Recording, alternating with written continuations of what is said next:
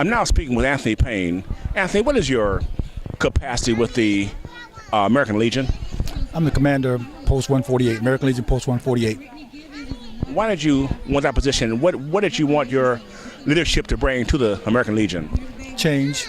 I wanted the post to be more about community and veterans and veteran issues, more so than just a neighborhood watering hole, which is what it had become.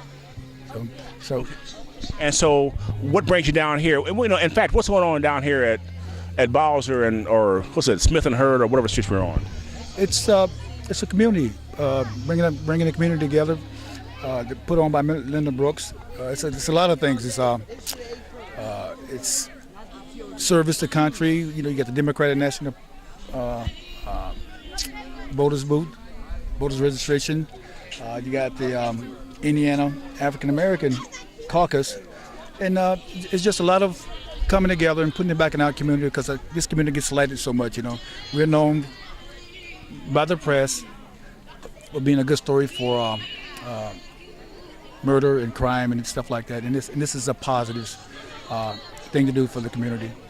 You know, why? You know, how did it come that the few positive occurrences in the community need to be highlighted so great? I mean, it seems like there's some other hidden agenda that promotes the negative side of black people. Well, I think it's important because our kids need to know that, you know, that we have so much more to offer than just what they hear in the press sometimes. And this is a good sign of, you know, kids coming out and supporting this, and hopefully kids can pay it forward. And that's what I'm about at the American Legion also, is about paying it forward. Because, you know, tomorrow's not promised to any of us, and we need to keep that legacy going. The founding fathers of the American Legion, which is, by the way, is a veterans social club, and it's a non-for-profit, and we do a lot of stuff. Like next weekend we have a book bag giveaway, haircuts for kids going back to school, and we just continue on what Miss Brooks is doing down here. By the way, Miss Brooks is an officer of our post, and she's become an officer since I've been down there. So, you know, we get more diversity on our executive board instead of some of the older guys there, you know. So, and I think it's a good, you know, better ideas, new ideas, and how we can go out and support the community. So. Okay, you know, as we take a quick survey of the political environment, it seems as though neither party is promoting individual black, you know, self-empowerment. And I know that empowerment is important in this community. What ways do you see are best to address that self-empowerment? You know, where you have a chance to know that you can do these things. Well, you know what? We got to have more events like this. We got to have more posts like the American Legion. By the way, we're one of 3 African American posts in the state of Indiana. The only one in Fort Wayne. And I think it's important to bring community together, because, you know, there's power in numbers. We can get some our agendas across. We all come together. Right now, historically, the black community has been divided, you know, on different issues, and this is just one of the many ways of bringing it together. So, but when you say that the black community has been divided over many issues, but the divide and conquer, that's great for the people who are trying to keep you divided and conquered. And as a matter of fact, Indiana has a long legacy of that. So it's not really a loaded question, but a lot of people feel that we should leave the history of Indiana alone and not explore the Indiana history. But I kind of think that it's necessary to go into the Indiana history to find out all these negative things that happened to black people that happened then, even though today is 100 years later, but these things are still with us. Yeah. You know, and here's a historical fact. If I'm not mistaken, Indiana is one of the last places in America where there was a lynch in it. And I'm not sure exactly what date it was. 1930 in Marion. Okay, exactly. And that's where I work at Marion VA Hospital right now. So, you know, I don't have exact numbers, and you just shout them out, but it's important to know that kind of stuff. Because, you know, if you don't know where you came from, it's very hard to imagine where you're going to go.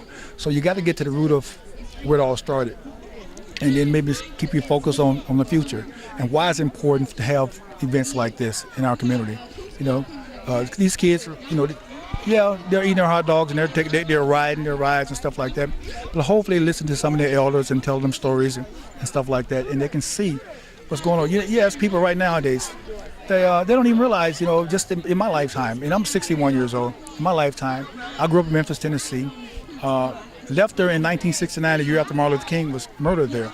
But during my childhood, I saw white-only signs. I saw,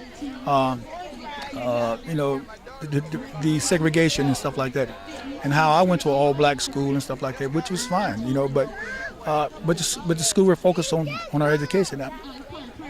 So, but this is important. These kids don't know that. They think everything happened today. The phones and all this other stuff, the texting and all this stuff happened now, but they just don't know. Just don't know that the blood that was spilled to get them to this point in life. I'm one of the few fortunate people, and probably you, Eric, and the people our age, that saw the transitions. See the transition. It's amazing. Where we were to where we are now. So. How does it make you feel? Being in the military, and people saying that you're not a real American, and that even after World War II, blacks had the war prisoners had better rights than the black soldiers did.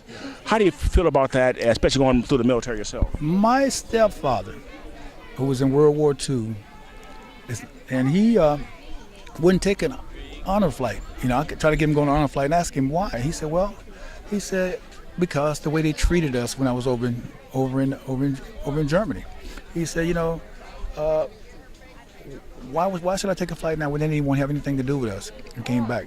But see, I don't have that same kind of. I didn't experience that. But what I can tell you, what I experienced, what I got off the plane. I'm a Vietnam era veteran. I didn't serve in Vietnam, but I served during Vietnam over in Germany. And when I landed on the plane in Charleston, South Carolina, there were people out there protesting against us, spitting on us. That I went and took my uniform and threw it away, because I was ashamed at that time to be an American soldier, and it quite frankly it was kind of dangerous, So I took in that airport. I took my uniform off, my duffel bag, and the whole stuff, and I left right in the airport. In hindsight, I wish I had kept it, because I'm proud to have served my country now. Now I understand, but it took a long time coming for me to get to the point where I was actually proud to be in the military, So just by the way we were treated then. So. At your office over there on Lewis Street, we ought to talk more in depth on this, because I just want to mainly just have a chance to just talk with you briefly and get an overview as to what's going on today, and to show people the kind of caliber of people that we have down here today, because you said a whole lot, during that commentary there that has need to be heard in a fuller context from younger people, because I've noticed that a lot of blacks, when you say certain things, people get negative about it. But people, even blacks, don't want to hear a different perspective than what they hear all the time. And there's so many ways of looking at things to, so much enlightenment that everybody has to bring to the table. But anyway, I appreciate your comments. Oh, thank you, Eric. I appreciate the opportunity.